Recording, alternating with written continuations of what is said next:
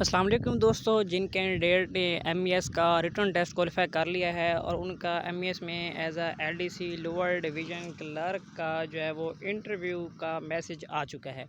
अच्छा दोस्त, जिनका इंटरव्यू का मैसेज आ चुका है, मैं उन्हें ये गाइड करना चाहता हूँ कि भाई सबसे पहले तो आप टाइपिंग की प्रैक्टिस करें। आपकी 30 वर्ड पर मिनट टाइपिंग स्पीड है तो टाइपिंग पे ज़रूर आप फोकस करें।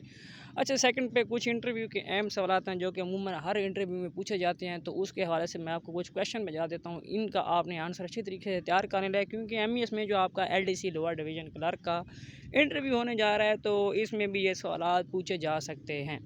सबसे अहम सवाल जो कि अमूमन हर इंटरव्यू में पूछा जाता है वो ये होता है कि भाई व्हाट इज़ योर इंट्रोडक्शन, या प्लीज़ ब्रीफ योर इंट्रोडक्शन।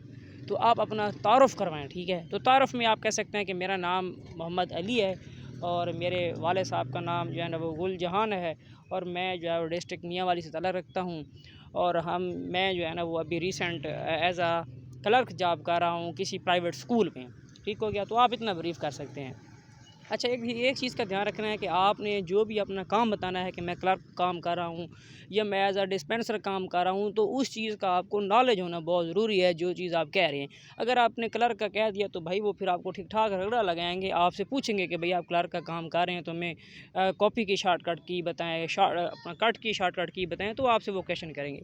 अच्छा, सेकंड सवाल होता है जनाब आपकी फैमिली बैकग्राउंड पे, कि आपके वाले साहब क्या क्या करते हैं, वालदा क्या करते हैं, बाकी बहन भाई क्या करते हैं।